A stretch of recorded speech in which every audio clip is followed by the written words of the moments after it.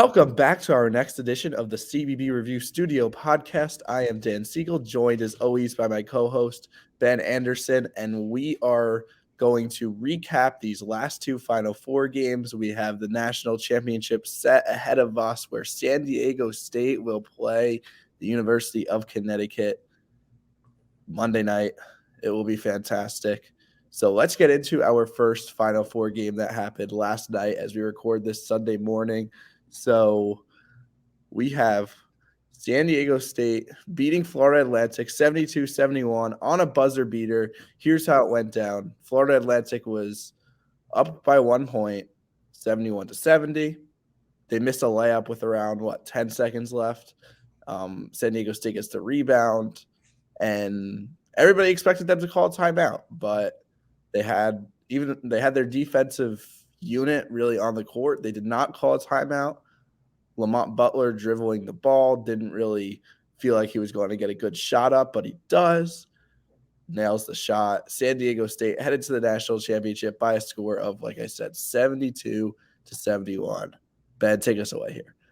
Yeah, I mean, what an incredible game. Our first true buzzer beater since the Jalen Suggs shot in 2021 to beat UCLA in the Final Four. So really, I think that was the one thing that this tournament was missing so far.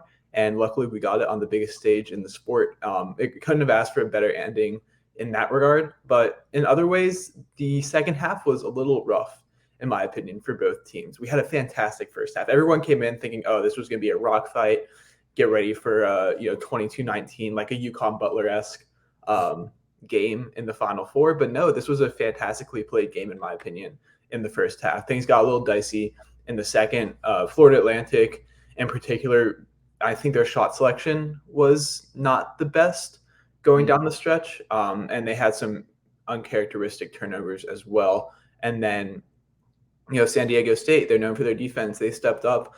They were just too big at times for the Owls. And ultimately, they made the shot that they needed to, which was really impressive. Yeah, and it wasn't just the shot that they needed to make. I felt like San Diego State, and especially Matt Bradley, shot the ball better than what one would expect, because Florida Atlantic did execute their defensive game plan, in my opinion, to how they would have liked to. They, besides a few couple-minute stretches, did not let San Diego State dominate the inside. They really did not let San Diego State get the ball inside, because if they did, they would have dominated. They forced them to outside difficult shots, but for whatever reason, Matt Bradley just decided to step up, hit a bunch of threes. I think he had 4 threes, all of them with hands in his face, and that opened up the driving lanes for him, and he got fouled. But yeah, 9 of 18 for 3. You could see it if you're watching on YouTube on the bottom right of your screen. 50% from 3 from San Diego State. You know what their season average is? 33.8. So definitely agree with you, Ben. That is the most important stat of this game for San Diego State. Yeah, I remember, in the first 4 minutes, a couple things happened on either side. First of all, Matt Bradley hit 2 threes that were just like, I don't think they could have been guarded any better, in my opinion. And then Vlad Golden for FAU picked up 2 early fouls. You and me were texting. We were like, oh man, this game's done, isn't it? Surprisingly, it wasn't. Florida State, as you can see on the screen, built up a lead up to 14 in the second half.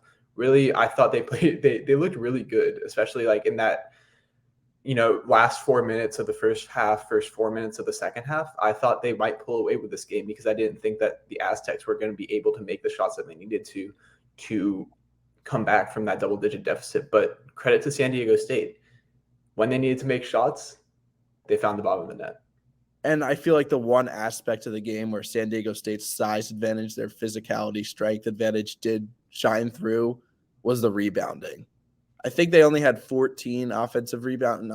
That's a pretty good number compared to 7 or 8 for FAU. But, man, a lot of those came down the stretch in the final 7 to 10 minutes of the game. And it was very frustrating for people that had stake on FAU in the game. So that's where I feel like San Diego State really was able to make their impact known physically by being able to exploit them on the boards and get second, third opportunities and when they were clawing their way back into the game. Yeah, I believe you and I both picked Florida Atlantic in the preview. Is that correct, Dan? I Yeah, know I did. Did you pick I him had as well? to be fair, I'm pretty sure my words were FAU +2, so technically I would have said. Okay, fair enough. That's why I wanted to make sure you got the credit for picking what you picked. But no, I think I want to give a quick shout out to Elijah Martin. He was fantastic this game. It was almost it reminded me of the Jordan Miller game, honestly, in the Elite Eight against who they played. They played Texas for Miami.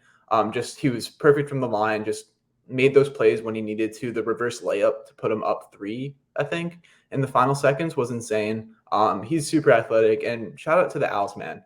They have the opportunity to bring everyone back. Dusty May signed a contract extension, and provided that no other power conference jobs will open, I think it's very likely that he stays in Boca Raton.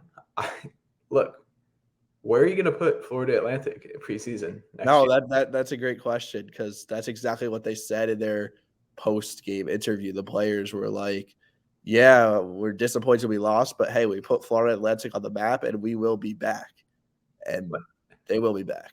Yeah, the only player they lose is Michael Forrest. And what, he's like their 7th man, I believe, or something like that.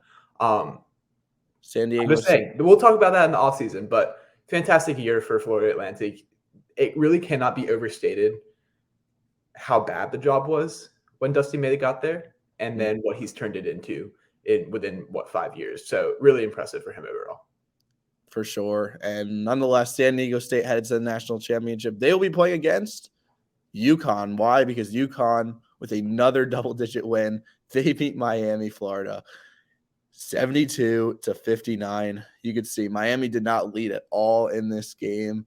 I think here's the deal. UConn was just too big.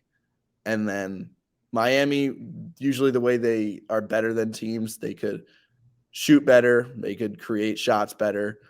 Well, UConn matched that task, and then they just dominated inside, dominated like physically. And look, Miami did have their share of forced turnovers. I believe, what was it, 14, 15 turnovers for UConn, and they made a run to make it somewhat close, but for the most part, they just did not get anything attacking the rim. Here's the main stat for me, and you wrote 13 of 42 from 2-point range.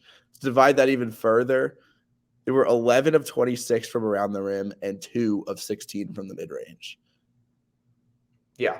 I mean, look, UConn was always going to pose problems for Miami, given that the Hurricanes play a 6'7" center in Norchad Omier, who's fantastic, given everything that his limitations provide. But when you have Adama Sanogo and Donovan Clingan, right, that's always going to be a matchup problem for whomever UConn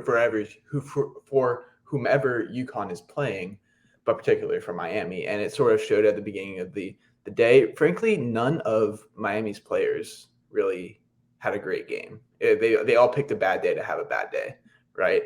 Wong finished with 15, but it never truly felt like he made a specific impact on the game. I don't know if you'd agree with that, but like there was no Miami player that jumped out to me and said, "Oh man, that guy had a good game. It's a shame that he lost."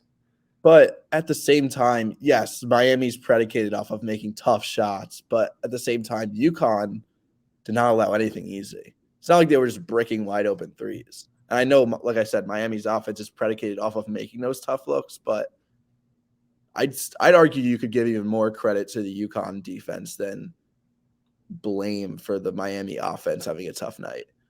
No, I would agree with that. And it's been a trend in the tournament for UConn's defense to step up. You saw what they did to Gonzaga. You saw what they did to Miami, right? They're shutting teams down. And we'll get to this in the preview in just a second, but that doesn't really bode well for a San Diego State team that has typically struggled in making shots. The most impressive part of UConn's performance to me was that Andre Jackson was auto-benched for 2 fouls in the first half. Like he played 4, 5, 6 minutes, something like that, and yet they were still up by 13 at the half, with yet another buzzer-beating 3-point shot at halftime for Caravan, which was really impressive. Just I think that UConn came in with a game plan. They ran their plays, and that's how you win thoroughly in the Final Four. And credit to Jordan Hawkins. not quite a Michael Jordan flu game-esque performance, but he definitely hit some key shots under the weather. So credit to him. Let's get to our national championship preview. So, like I said, we have UConn playing San Diego State. That is a hefty spread for a national championship game, but well deserved in my opinion. First off, I want to just compare UConn to past teams that have won national championships because really in recent history, the only valid comparison would be 2009 UNC, who also won every game by double digits. And you know what? UNC's average margin of victory was over those 6 games? 20.2 points. So far, UConn's average margin of victory, 20.2 points. There's a lot of similarities. Obviously, it's nothing if UConn doesn't finish it off, but 7.5-point favorites going into this game. Pretty convincing. Ben, where do you want to start here? Look, I think the question you have to ask is, will San Diego State's shooting be just an aberration from their Final Four game, or is this a trend, right? Because I think if San Diego State can shoot the ball like they did against Florida Atlantic, they do have a chance to beat the Huskies. In my opinion, I don't know if you agree with this, I actually do think that the Aztecs match up the best out of any Final Four team to defeat UConn just because of their size and how they can bother shooters like Jordan Hawkins or even big men like Sonogo or Klingon. I don't think that the Huskies have seen that level of big man. I don't know if you'd agree with that, but like Timmy is not scaring you if you're Sonogo defensively, and St. Mary's had a couple bigs, but they're more offensively minded. I wonder what it'll be like when they have to go up against Mensa or Ladie or whoever ends up guarding them. I agree. I'm going to take UConn to win the game. They're 7.5-point favorites. I can't not, but I am actually going to take San Diego State plus 7.5 against the spread. I basically think the same thing as you. Their presence inside San Diego State's, that is, could match or at the very least hold their own against UConn. I don't think anybody has really been able to do that so far, and their 3-point defense is so good. So they could slow down UConn. I don't think UConn is going to score more than 70, 75 points. Would you agree with that? I don't know. You think they could have like an 80-plus score more? I think that we saw in the Florida Atlantic game, San Diego State gave a fair amount of open threes. Mm. And if Jordan Hawkins and Caravan and Calcaterra are hitting, then I think it's over rather early for the Aztecs. But if they're not, and to be fair, that's what's been happening to the first 4 teams that San Diego State played. If they're not hitting their shots, then we're talking about a closer game. I will say that I am going to take UConn in the points. I think that I would bet against anyone being within single digits of the Huskies, given what we've seen in the tournament so far. But I understand why you would pick San Diego State. I think they've done a great job of mucking up games, like we've said, all throughout March Madness. And I think that they would be able to do that against UConn as well. Yeah, and for that reason, that's why I think if San Diego State reaches that 70-point mark, which I don't think anybody's really been able to do, at least in non-garbage time against UConn yet. If they could reach that 70-point mark, I think they have a very good chance of winning that game. Can they do so? I don't know, because they're really going to have to replicate that shot making from, like you said, the FAU game. But it's not just going to be Matt Bradley, because I think we both agreed in the preview of the Final Four that it would actually have to be Darian Trammell, the point guard, who would have to hit big shots and step up if San Diego State was going to have an outlier offensive performance in the positive direction. And he didn't. He was held to single-digit points on an off-shooting night. That can't happen again. Yeah, I would agree with that. And one last thing on this before we wrap up the pod. I've heard a lot of comments about how these aren't the 4 best teams and we want to see, 1 seeds play. Look, man, UConn is number 1 in KenPom. San Diego State is number 14. Let's not act like these are normal 4 and 5 seeds, right? There's no reason that you should be thinking that UConn is worse than the majority of any teams ranked ahead of them. I just want to get that out there. UConn is the best team in the country. Well, yeah. UConn's the best team in the country, and even if that weren't the case, it's March Madness, right? Like, don't we watch it for the upsets, for the madness anyway? I don't understand. If you're a casual fan or a diehard fan like us, I like the results are the results. How could you complain about them? You should, If, you you, know, if you're gonna be complaining about anything, it should be that the national championship game is starting at 9:20 Eastern yeah. on a Monday night. Well, I mean, I guess that's fine for us young folks, but I totally agree. That's not ideal. But then again, it's taking place in Houston.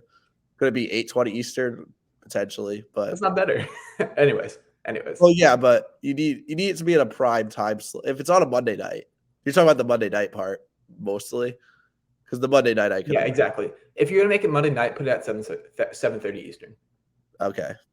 Well, either way, I'm expecting a very good national championship game. You might not be expecting it to be close, but either way, we will be having a crowned national champion by our next episode. Thanks for watching and listening. Be sure to leave us a like if you are watching on YouTube. Be sure to subscribe if you have not already and you are listening on Apple Podcasts or Spotify, or like I said, watching on YouTube. Once again, thanks for watching and listening, and take care.